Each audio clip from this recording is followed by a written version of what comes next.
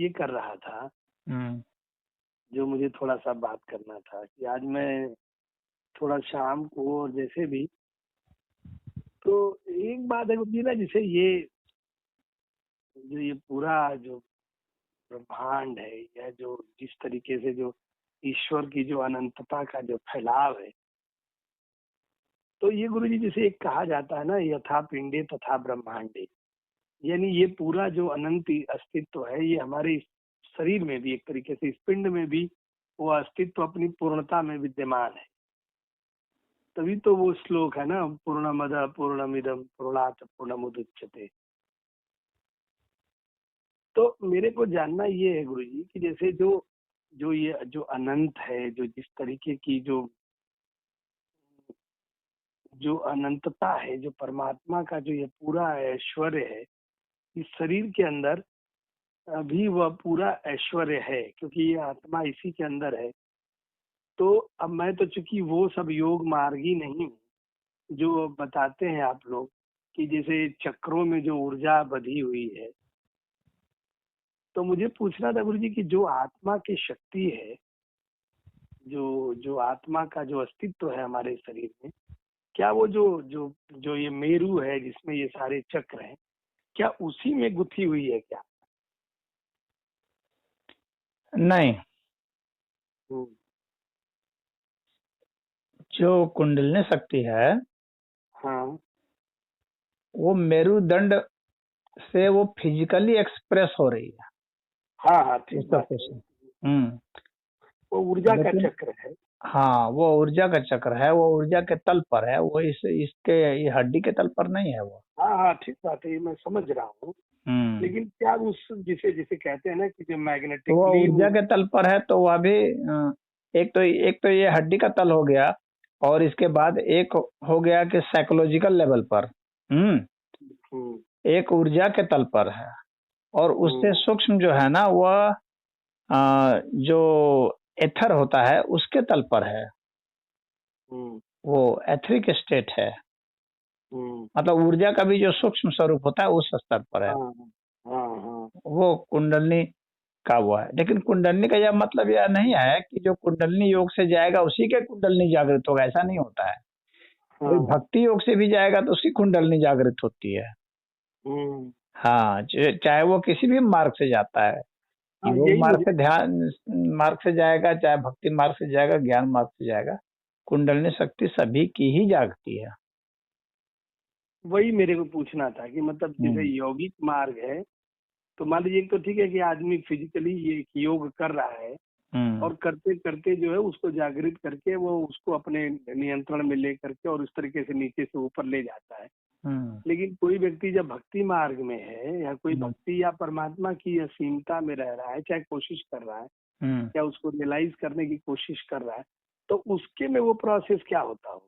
उसमें ऐसा होता है ना कि जैसे कि वह तो कोई ऐसा प्राणायाम वगैरह उसको तो नहीं करना है ना, उसको उस तरह का ध्यान करना है, वो तो ईश्वर की भक्ति में लगा हुआ है। तो हम्म वैसी स्थिति में क्या है कि वो जो भी चक्र है, वह चक्र जिस चीज से संबंधित है, जैसे कि हम्म मान लो कि ये अनाहत चक्र है उदाहरण के लिए, हम्म तो अनाहत चक्र मान लो करुणा रस के लिए है।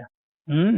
हम्म। तो उन जो भक्ति योग में जो लगा है तो उसमें करुणा रस का प्रवाह हो रहा है, तो इसका मतलब उसका वह चक्र चक्र जागृत हो चुका है।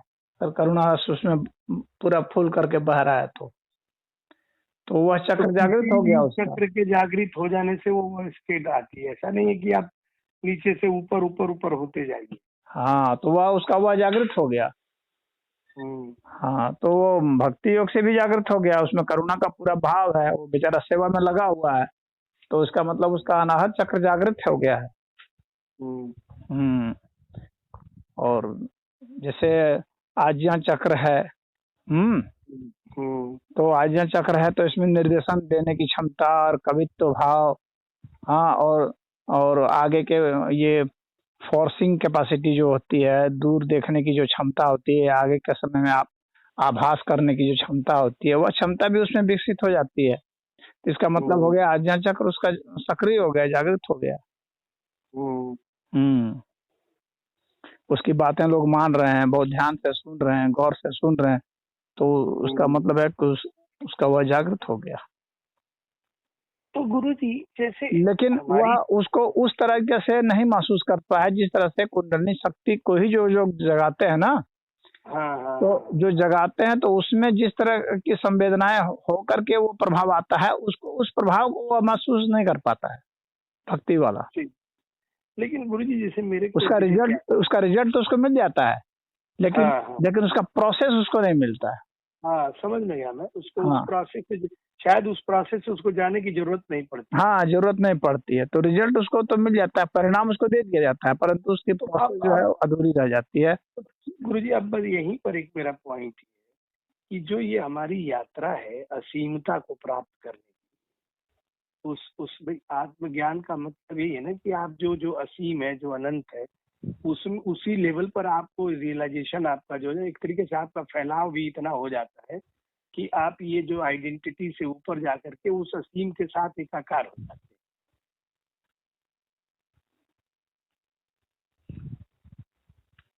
तो गुरुजी ये बस विषय तो यही है ना कि उस अनंतता है जो परमात्मा की, जो उसका असीम है, जो उसका एक आप उसका जो फैलाव है उसमें आप भी एक आइडेंटिटी से बाहर निकल के एक तरीके से आपकी आइडेंटिटी इनफाइनाइट में फैल जाती है। हाँ, यही होता है ना। तो जैसे तभी उसको अपने आइडेंटिटी का वैसा जैसा कुछ नहीं रह जाएगा। हाँ, वही कह रहे, उसका सेल्फ जैसा कुछ नहीं रह जाएगा। वो या तो वो पूरा का पूरा सेल्फ ही हो गया, सारा पूरा अनंत वही हो गया, या फिर वह जो है पूरा अनंत हो गया। तो उसमें आप उसकी अपनी आइडेंटिटी कुछ नहीं रह जाएगी, व्यक्तिगत पर्सनल नहीं रह जाता है। अहंकार का लोप हो जाता है तो पर्सन नहीं रह जाता।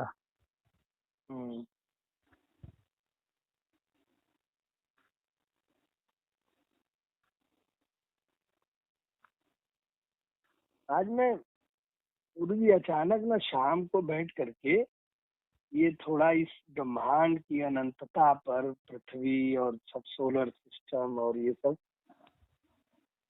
ये लग रहा था इतनी बड़ी अस्तित्व में, इतने अनंत सागर में एक जैसे एक बूंद की तरह हम हैं, लेकिन बूंद भी नहीं है।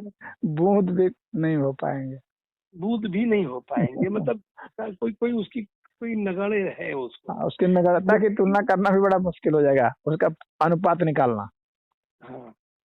लेकिन गुरुजी साथ ही ये जो सबसे बड़ा वैशिष्ट्य है कि उसके बाद भी इस नगण्य जो हमारा जो इसकी भी जो स्थिति है, उस अनंत की सारी चीजें इसके अंदर ही नहीं भी है। हाँ, यही तो सबसे विशेषता है।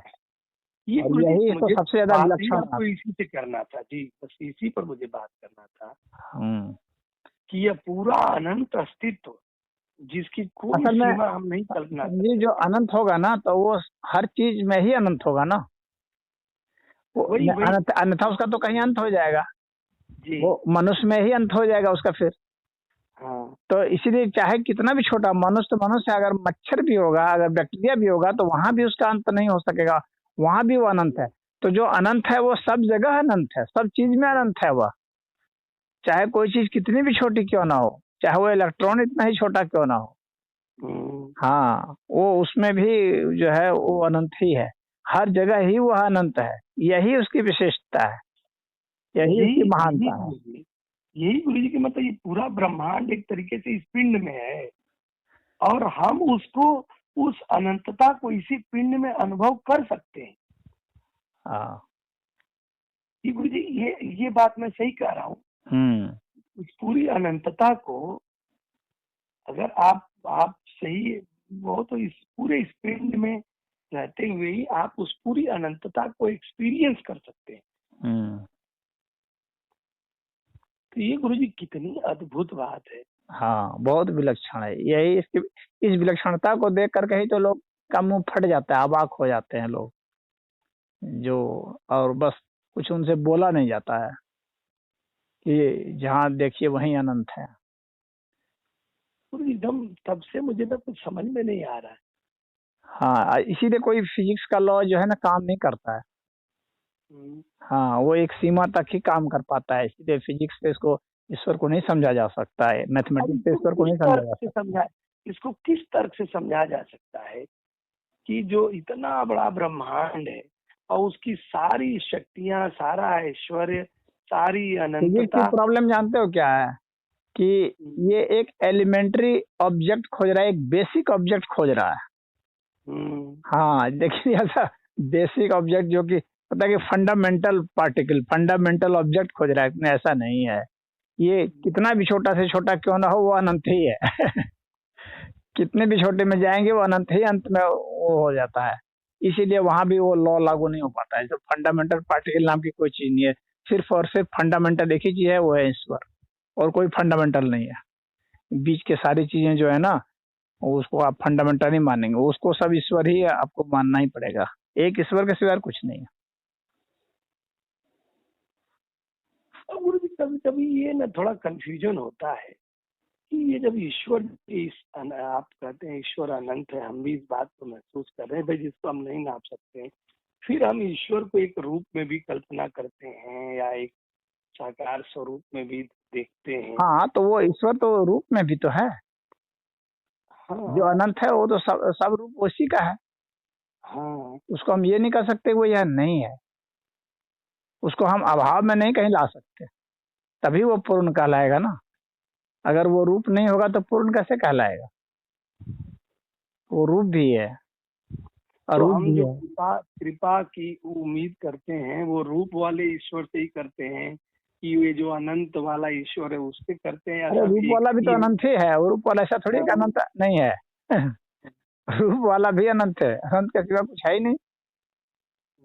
हाँ,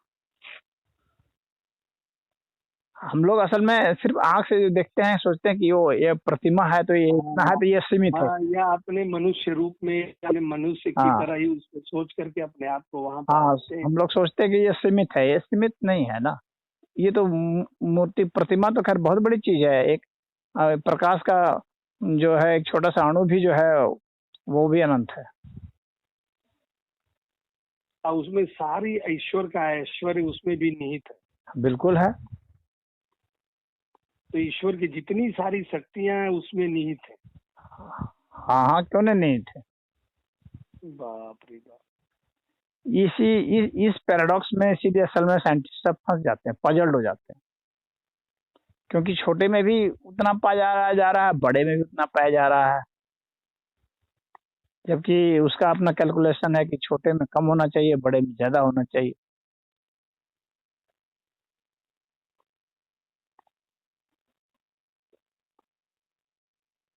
गुरु जी थक जा रहे हैं जी। हाँ, छोटे की विलक्षणता अलग हो जाती है, बड़े की विलक्षणता अलग हो जाती है, और अंततः सब एक ही विलक्षणता के तहत है। इसीलिए इसको बोलना बोलना संभव नहीं है ना। हम्म, हाँ, और इतना सब कुछ जानने के कारण ही फिर आदमी सोचता है कि यहाँ क्या मैं करता हूँ। कर्तापन का तभी लोप होता है जब वो इतनी विलक्षणता को देखता है, इतनी विशालता, इतनी गहनता, इतनी सूक्ष्मता को देखता है, तो उसको महसूस होता है। वास्तविक ज्ञान तो फिर यही है। और बाकी तो फिर लोग जिनका भी तो अभी अहंकार है तो वो उसको उतना नहीं मानते हैं, वो उतना वो छोटे में ही अपना उसमें मशगूल है, वो कर रहे हैं जो कर रहे हैं। तो ठीक है, कर रहे हैं तो करें, क्या कर। गुरु जी शरीर मन बुद्धि में वो समा भी नहीं रहा है ना गुरु जी, से वही इतना अनंतता जो है इस शरीर मन बुद्धि में समाने की चीज है नहीं। और आदमी शरीर मन बुद्धि के ही स्तर पर रह रहा है, तो इसीलिए व्यथित भी हो रहा है गुरु जी। हाँ, तो इन्हीं सब चीजों से जब थकता है, जब उसका सारा सिद्धांत गड़बड़ा जाता है, उसका कैलकुलेशन गड़बड़ हो जाता है, जितना उसने गणना की थी, अपने आयु की, अपने स्वास्थ्य की, अपने धन की, अपने पद की, अपनी पहुंच की, सब गड़बड़ हो जाता है। तो तब वो फिर कुछ दूसरा शोध करता है, कि तब उसको लगता है कि कुछ न कुछ जो हम कर रहे थे वो कहीं ना कहीं गलत है। कहीं ना कहीं सीमित है, गलत पूरा नहीं भी है तो सीमित जरूर है, कहीं ना कहीं अधूरा जरूर है। तो इसकी पूर्णता क्या है वह जाने, और उसी जानने के उसमें जो है अध्यात्म की ओर चलता है। नहीं तो इतराने वाले छोटे छोटे नया कपड़ा में ही इतरा लेते हैं, नई साड़ी में इतरा लेते हैं नए जूते में इतरा लेते हैं।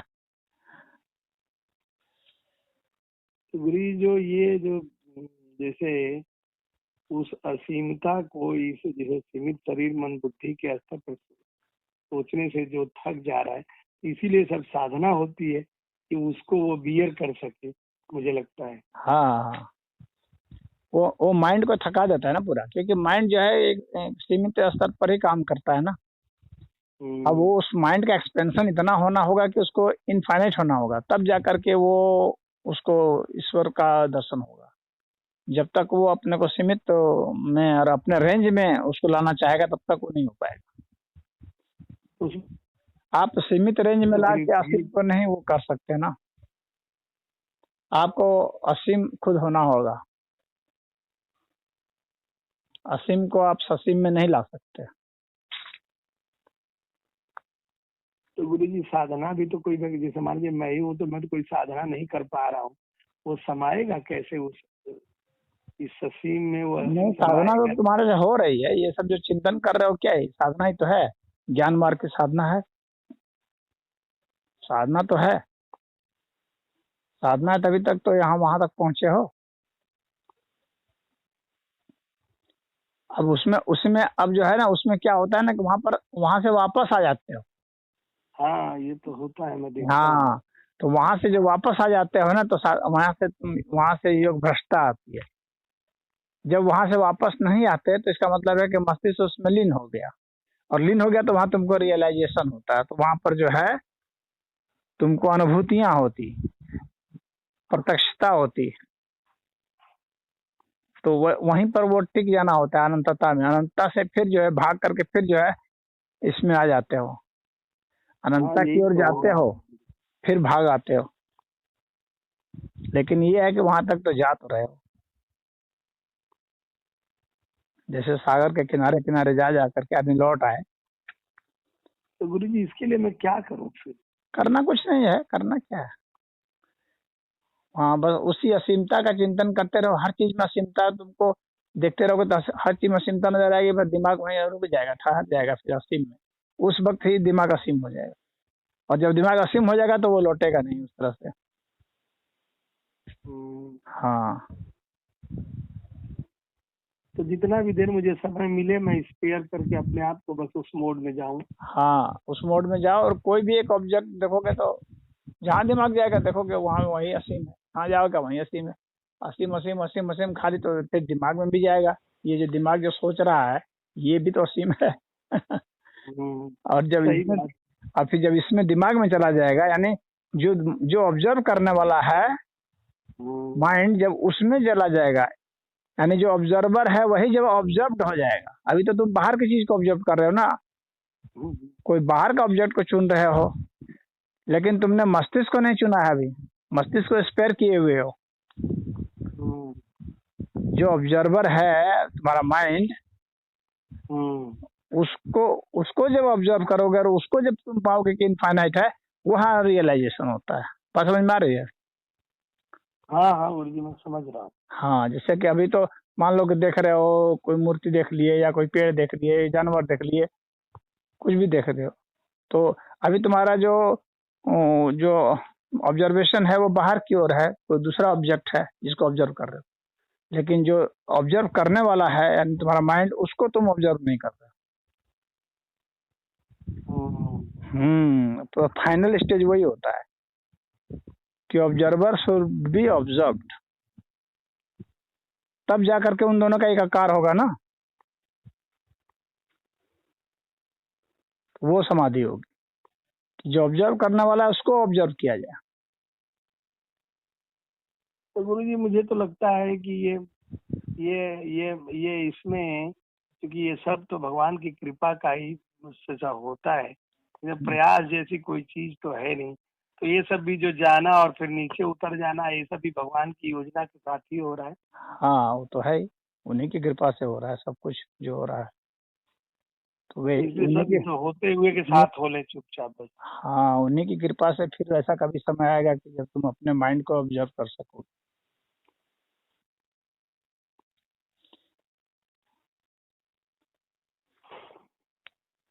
अभी तक ठीक इतना है भी गुरु बहुत जी। है, इतना कम नहीं है।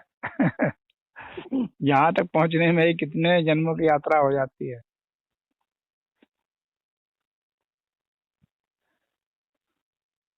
ठीक है गुरु जी, जैसी आपकी इच्छा, जैसी भगवान की इच्छा। हरिओम। हरिओम गुरु जी, प्रणाम।